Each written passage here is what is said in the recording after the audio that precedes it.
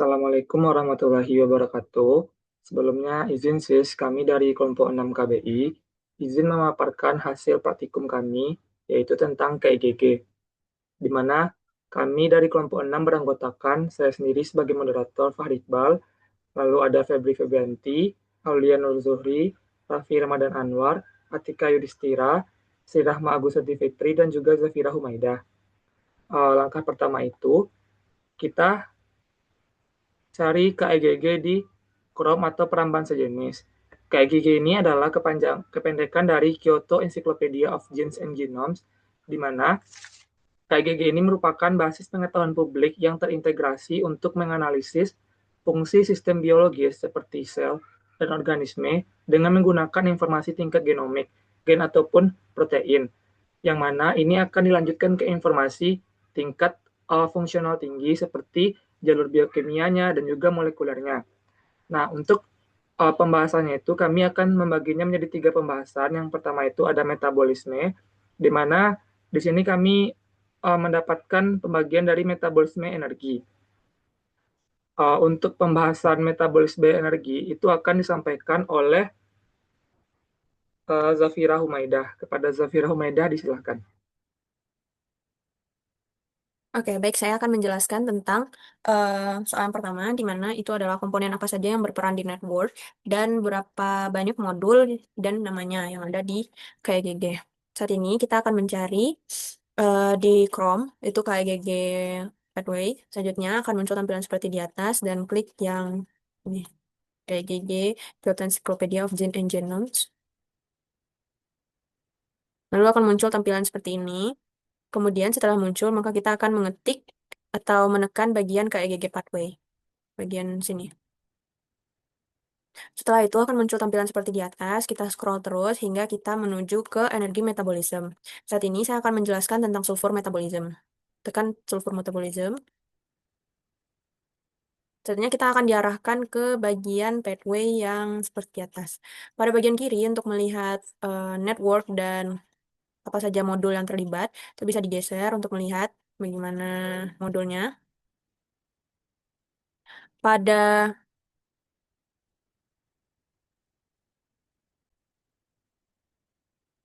Nah, selanjutnya di sini kita bisa lihat bahwa energi metabolisme ini tidak memiliki network. Bisa dilihat di atas, tidak ada network. Namun di sini ada modul, di mana modul yang tersedia pada metabolisme ini adalah energi metabolisme, sulfur metabolisme, assimilatory sulfate reduction plan, assimilatory sulfate reduction, dissimilatory sulfate reduction, sulfur oxidation, SOX system, sulfur oxidation, tetration intermediate pathway, sulfur reduction, sulfide oxidation, dimethyl phosphor propionate, dan dimethyl sulfur propionate, dimethyl sulfur propionate, dimethyl sulfur propionate, amino acid metabolisme, cysteine and methionine metabolisme, dan cysteine biosintetik. Nah, dari sini kita bisa lihat bahwa banyak sekali modul yang tersedia untuk pathway ini. Selanjutnya, saya akan menjelaskan soal nomor 4, di mana apa simpulan dari pathway dalam network tersebut. Untuk mengetahui simpulan dari network pada pathway ini, kita bisa mencentang salah satu bagian dari modul yang ada di energi metabolisme ini, terus kecilkan skalanya untuk bisa melihat lebih jelas. Bisa kita lebih kecilkan. Nah, selanjutnya itu dari bagian kiri itu ada seperti ID, maka kita bisa menekan ID-nya untuk melihat simpulannya. Nah, ini adalah pathway atau simpulan pathway dari jalur yang kita ketahui tadi. Nah, di sini bisa terlihat enzim-enzim dan nomor-nomor enzim yang tersedia, di mana simpulan dari pathway ini adalah ion sulfat yang pertama-tama diaktifasi oleh enzim ATP sulfiriate atau SAT, kemudian menjadi adenosin 5-fosfosulfat, kemudian direduksi menjadi sulfit SO3-2-min oleh APS reduktase atau APRAB, akhirnya direduksi lebih lanjut menjadi sulfide, di mana S2-min oleh oleh sulfit reduktase atau ASIR. Selanjutnya, sulfida yang dihasilkan diasimilasi dalam senyawa organik seperti L-cysteine melalui reaksi dengan O-acetylene oleh enzim acetylene likase. Terus jalur ini berperan penting dalam penyediaan sulfur organik untuk sintesis asam amino, koenzim, glutation, serta berkontribusi terhadap siklus sulfur global dan ketahanan organisme terhadap kondisi lingkungan yang kekurangan sulfur. Mungkin sekian, saya kembalikan ke moderator. Terima kasih kepada Zofira Humaida. Selanjutnya itu akan dijelaskan oleh Atika Yudhistira. Nah, di sini itu saya akan eh, menjelaskan pada soal nomor 2, yaitu pilih 2 enzim di dalam network, tentukan berapa artikelnya yang terlibat pada enzimnya, jelaskan beritanya dan apa saja gen-gen yang berperan di dalamnya. Nah, pertama kita harus eh, apa namanya mencentang semua pada bagian yang ada pada modul ini hingga nantinya eh, warna pada pathway-nya. Kemudian kita klik salah satu enzim yang ada terlibat di sini. Nah, saya di sini menggunakan enzim PAPSS. PAPSS. Kita klik kiri, kemudian open link in new tab. Nah, setelah tampilannya seperti ini, kita ingin melihat nih berapa artikel yang terlibat pada enzim tersebut. Kita scroll ke bawah hingga menemukan bagian ini, reference author title journal. Di sini berarti artikel yang terlibat itu ada sebanyak 16.589.765. Sedangkan yang keduanya itu ada 9.696.681.121.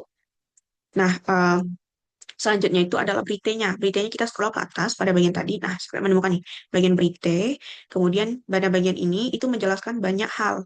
Di mana di sini menjelaskan bahwa enzim ini itu berperan penting dalam berbagai jalur metabolisme. Seperti metabolisme sulfur, nukleotida, kemudian purin, asam amino, serta biosintesis metabolit sekunder yang menunjukkan keterlibatannya dalam proses pembentukan dan transfer gugus sulfat di dalam sel. Nah, berdasarkan klasifikasi ini, eh, PAPSS ini termasuk dalam kelompok transferase, yaitu enzim yang memindahkan gugus fosfat atau nukleotida antar molekul, khususnya dalam subkelompok adenilin sulfat kinase dan sulfate adenilin transferase. Nah, masih banyak lagi informasi yang bisa kita dapatkan dari bagian berita ini. Kemudian untuk melihat apa aja sih jenis yang terlibat, itu kita scroll ke bawah sampai menemukan jenis. Jenis yang terlibat di sini ada HSA, PTR, PPE, PPS, GGO, dan masih banyak lagi. Dan untuk melihat taksonomi, kita bisa klik taksonomi pada bagian ini. Nah, untuk substrat dan juga produk itu bisa kita lihat pada bagian ini. Substrat yang terlibat itu adalah substratnya adalah ATP dan juga sulfate, sedangkan produknya adalah difosfate dan adenilin sulfat. Nah, untuk enzim selanjutnya kita lanjutkan pada enzim yang kedua. Di sini enzim yang kedua yang aku gunakan adalah ini APR. Kita klik kiri, kemudian open link in new tab. Kemudian setelah terbuka seperti ini, tampilan seperti ini, kita sama scroll lagi ke bawah hingga menemukan bagian untuk menemukan bagian yang apa berapa jumlah artikel yang tersedia itu pada bagian reference author title journal sequence. Nah, di sini ada tiga. Yang pertama itu ada 8.917.000, ada 8.917.600. Kemudian yang ketiga itu ada 9.653.199. Nah, untuk beritanya kita bisa scroll ke atas. Pada bagian awal tadi, ini pada bagian berita. Nah, ini bagian beritanya, di mana di sini dijelaskan bahwa enzim ini termasuk dalam kelompok metabolisme energi. Nah, dan secara khusus itu berperan dalam metabolisme sulfur. Berdasarkan klasifikasi enzimatiknya, eh, enzim ini itu berfungsi mengkatalis reaksi oksidasi reduksi. Kemudian lebih lanjut, enzim ini itu termasuk dalam subkelas 1.8 yang bekerja pada gugus sulfur donor. Nah, dengan subkelas 1.8.4 yaitu enzim yang menggunakan disulfida sebagai akseptor, di mana fungsi utamanya itu adalah mereduksi adenylyl sulfat menjadi bentuk yang lebih sederhana dengan bantuan glutathione sebagai agen agen reduksi. Kemudian yang berperan penting dalam siklus sulfur dan menjaga keseimbangan redoks di dalam sel tersebut. Nah, kita bisa melihat berita hierarkinya dengan klik ini. Nah, untuk selanjutnya itu adalah gen yang terlibat. Gen yang terlibat di sini kita scroll ke bawah sampai menemukan genes pada bagian enzim tadi.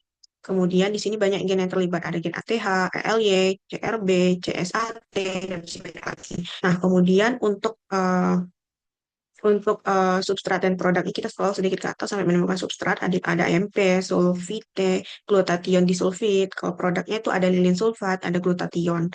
Nah, sekian untuk pembahasan pada nomor 2. Dilanjutkan kepada rekan saya. Terima kasih. Itu akan bisa dijelaskan oleh Raffi Ramadan Anwar. Kepada Raffi disilahkan. Baik, terima kasih. Selanjutnya kita bakalan menganalisis untuk senyawa kimianya. Nah, jadi di sini di bagian pathway kita bisa memilih banyak senyawa kimia di sini. Nah, senyawa kimia itu dilambangkan dengan bulatan-bulatan di sini. Ini ada bulatan, bulatan, bulatan, bulatan, bulatan. Nah, yang berbentuk bulatan-bulatan itu tuh merupakan senyawa kimia. Nah, misalkan kita ambil salah satu contoh di sini itu ada tetrahionat. Nah, kita tekan bagian bulatan itu. Nah, di sini kita bakal mendapatkan informasi seputar senyawa ini. Nah, di sini kita bisa lihat bahwa nama dari senyawa ini tuh ialah tetrathionat atau mungkin juga asam tetrathionik gitu. Nah, untuk formulanya itu ialah H2S4O6 dengan dia tuh memiliki massa sebesar 225,8734. Sedangkan berat dari molekulnya itu ialah 226,28. Nah, dari sini juga ditampilkan struktur dari senyawa ini. Nah, selanjutnya senyawa ini tuh berperan dalam 4 reaksi, terus juga 5 pathway, yang mana dia tuh pathway itu terdiri atas sulfur metabolisme, terus juga jalur metabolik, metabolisme mikroba di lingkungan, siklus sulfur, dan juga sistem 2 komponen. Nah, di sini juga senyawa ini tuh membentuk 2 buah enzim, yang mana di sini bisa kita pencet, tapi di sini tuh yang ketiga nih kita tidak bisa melihatnya, jadi membentuk 2 enzim yang bisa kita lihat sampai sekarang. Nah, mungkin kita mulai dulu di bagian reaksi. Di sini senyawa ini tuh bisa membuat 4 reaksi. Kita bisa menekan salah satunya. Nah, di sini tuh senyawa ini tuh memiliki berkaitan dengan reaksi tiosulfat ferisitokrom C oksidoreduktase, yang mana bisa kita lihat informasinya di sini ada struktur, terus juga ada enzimnya, pathway-nya, dan briefnya juga di sini. Nah, terus mungkin kita lanjut ke bagian pathway-nya. Nah, di pathway di sini kita bisa ngambil contohnya tuh pathway siklus sulfur. Nah, di sini ada 5 pilihan ya. Nah, di sini kita bisa lihat nih bagaimana pathway-nya dalam siklus sulfur. Di sini kita bisa lihat bahwa ternyata tetrathionet itu berperan juga pada siklus sulfur. Nah, di sini ada tertulis yang bagian berwarna merah, bulatan berwarna merah. Ini merupakan senyawa sulfurnya di sini gitu. Nah, mungkin untuk selanjutnya kita bisa balik lagi. Kita bisa lihat bagian enzimnya. Nah, enzimnya kita tekan bagian salah satu dari 2 ini. Nah, di sini senyawa tiosulfat itu tuh dapat membentuk enzim tiosulfat dehidrogenase, ataupun mungkin juga nama lainnya itu ada TSDA atau juga tetrathionate sintase tiosulfat oksidase atau tiosulfat oxidizing enzyme, atau mungkin juga tiosulfat aseptor oksidoreduktase. Nah, di sini kita juga bisa melihat kelasnya, reaksi, dan juga produk dari enzim ini, yaitu tetrathionate dan juga peroxytochrome C. Oke, mungkin itu untuk enzim untuk senyawa kimia yang pertama. Selanjutnya itu kita langsung masuk ke senyawa kimia yang kedua. Nah, di sini kita bisa memilih senyawa kimia lainnya ya. Di sini ada lainnya yang banyak. Kita pilih salah satunya itu sulfur di sini. Nah, di sini kita bisa melihat informasinya juga, informasi senyawa sulfur. Namanya itu ialah sulfur, terus juga untuk formula itu cuma ada S saja. Dan untuk berat masanya itu ialah sebesar 31,9721, dan berat molekulnya itu ialah sebesar 32,07. Nah, untuk strukturnya itu cuma S seperti ini. Nah, terus juga senyawa sulfur itu tuh juga memiliki banyak reaksi. Di sini kita bisa melihat ada 11 reaksi di sini. Nah, terus juga dia tuh memiliki 4 pathway dan juga membentuk 7 enzim. Nah, mungkin kita cek dulu di bagian reaksinya. Yang pertama, kita bisa pencet di sini. Nah, ternyata senyawa ini tuh memiliki reaksi pada sulfit plus ditambah sulfur menghasilkan tiosulfat gitu. Ini juga ada strukturnya untuk tampilannya. Nah, terus kita lihat lagi di bagian pathway-nya. Di sini kita ambil pathway microbial metabolism in diverse environment. Nah, di sini ternyata senyawa ini berperan juga pada metabolisme mikroba di lingkungan. Nah, di sini ada banyak ya jalur-jalurnya. Untuk tiosulfat itu berada pada sini, bagian sini. Sulfur itu berada pada bagian yang ditunjukkan oleh warna merah di sini. Oke, selanjutnya tuh kita lihat pada enzimnya. Nah, sulfur itu tuh dapat membentuk beberapa enzim. Salah satu contoh itu ialah seperti NADPH sulfur oksidoreduktase atau CoA dependen, atau mungkin nama lainnya itu NADPH NSR, atau mungkin juga SO reduktase, atau nama lainnya itu yang bisa koenzim A dependen NADPH sulfur oksidoreduktase gitu teman-teman. Nah, di sini kita juga bisa lihat reaksinya gimana, substratnya gimana. Substratnya itu ialah hidrogen sulfida dan juga produknya. Dia menghasilkan sulfur, NADPH, NADH, dan juga H+ gitu. Baik, sekian untuk presentasi dari senyawa kimia pada metabolisme ini. Saya kembalikan lagi ke moderator. Terima kasih kepada Raffi. Selanjutnya itu disease, yaitu kami mendapatkan neurodegeneratif yang akan dijelaskan oleh Feby Febrianti. Kepada Feby, disilahkan.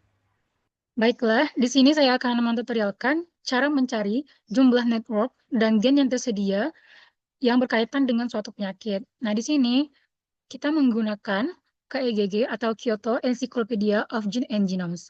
Jadi yang pertama kita cari dulu di Google Chrome, kita search KEGG, kemudian kita pilih yang paling atas. Kita klik linknya, kemudian nanti akan muncul tampilan seperti berikut. Nah, untuk mengetahui disease tadi, maka kita di sini ada beberapa database pada KEGG, kita pilih yang KEGG Pathway. Nah, kita lihat di sini ada beberapa option. Untuk yang penyakit tadi atau disease, kita fokus ke human disease. Kita klik bagian ini. Nah, kita pilih spesifik penyakit yang ingin kita ketahui. Di sini, kami ingin menjelaskan terkait neurodegeneratif. Ini yang neurodegeneratif, kami memilih yang Parkinson disease. Kita klik Parkinson disease.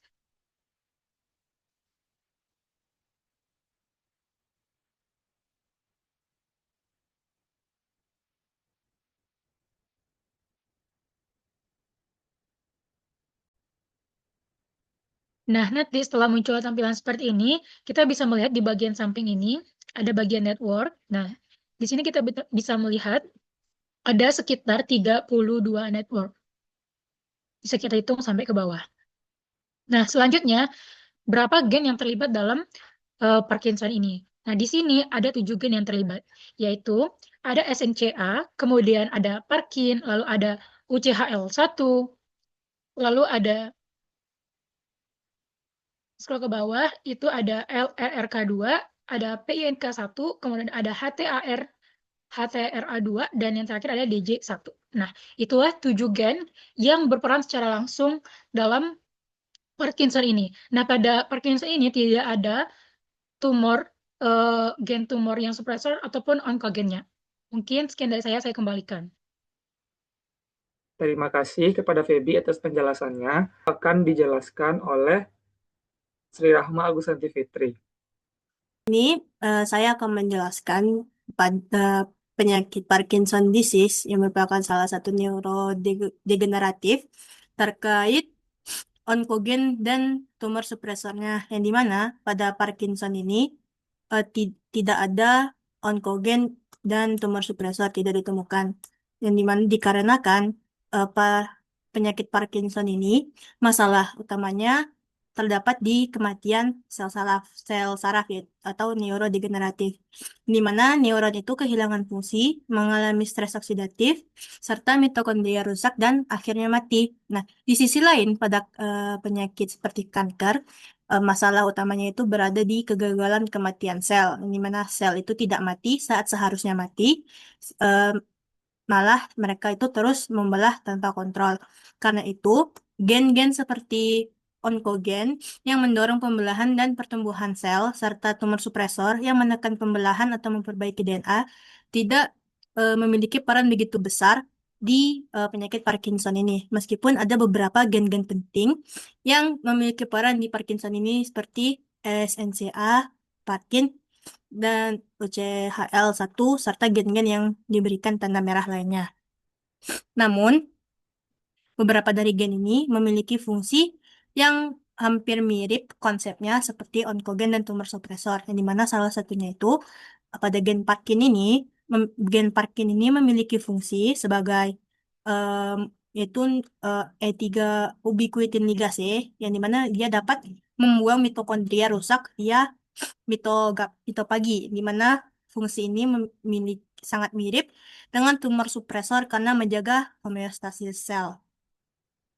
Lalu, selain itu ada juga DJ1, yang dimana gen ini memiliki fungsi sebagai antioksidan, proteksi dari ROS, yang dimana fungsinya itu mirip fungsi protektif seperti gen anti-apoptotik.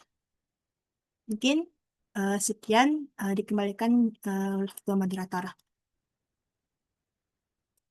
Untuk bagian terakhir itu adalah drug development yang akan disampaikan oleh Aulia Nurul Zuhri. Kepada Aulia Nurul Zuhri, disilahkan. Penjelasan selanjutnya itu mengenai tentang drug development, di mana kita kembali ke page di awal, lalu pada urutan yang ke-7 kita klik drug development. Di sini saya akan membahas tentang kronologi atau drugs, di mana di sini saya memilih salah satu obatnya, yaitu tentang anti-migraine.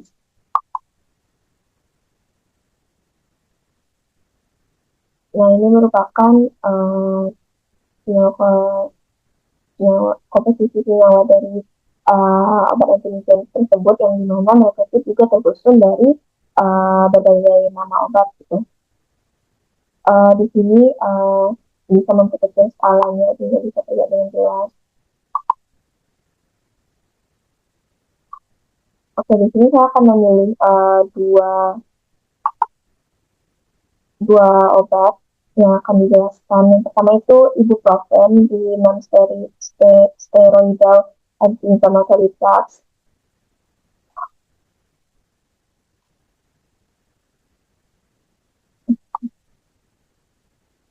Nah, ini namanya itu ibuprofen, Advil, atau Motrin.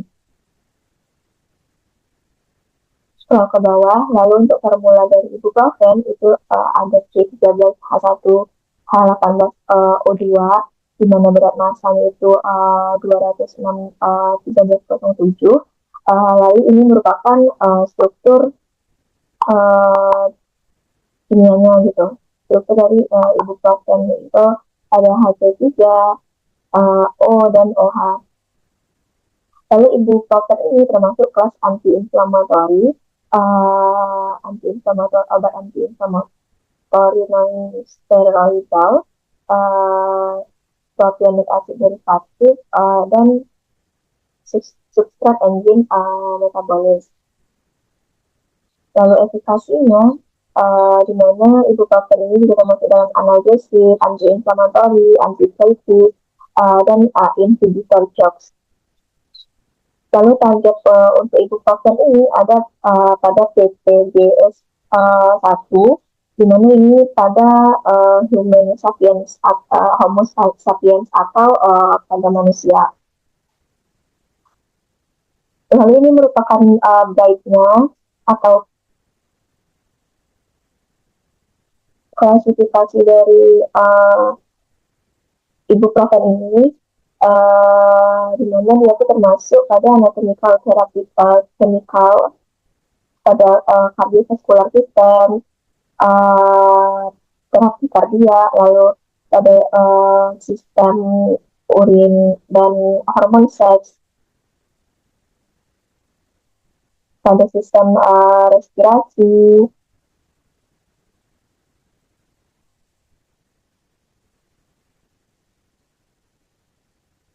merupakan agen untuk nervous dan sistem sensor, dan masih banyak lagi ke bawahnya.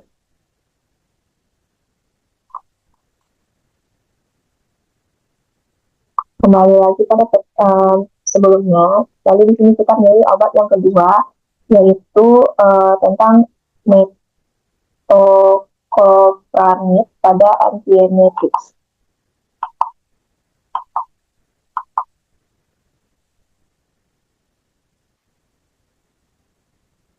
Nah, nama lain dari metoclopramid ini yaitu Eliepam dan terceran, di mana formulanya itu ada C14, H22C1, N3O2 dengan berat masanya itu 209,1401.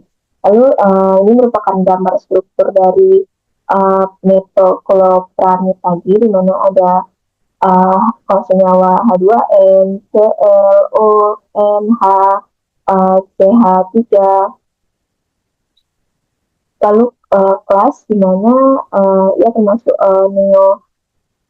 neuropsychiatric agent, antagonis dopamin, lalu reseptor D2 antagonis dopamin, gastrointestinal agent, di mana ini di dalam lambung, propulsif, reseptor antagonis, dan antiemetik. Cara efikasinya antiemetik, kinetik, dopamin D2 reseptor antagonis, di mana targetnya itu DRD2. Ini merupakan kita dulu pada manusia gitu. Lalu ini baiknya, di mana ini dia itu termasuk atau terklasifikasi pada ATC sama dengan ibuprofen tadi, di mana dia termasuk dalam alimentary tract and metabolism. Obat ini berfungsi untuk gastrointestinal disorders seperti obatnya itu propulsif dan metoclopramid. Lalu ada antiemetik, terapi kategori obat di Jepang untuk agen yang berefekkan pada organisme manusia, digestive organ agents yang tadi disebut pada sistem pencernaan gitu.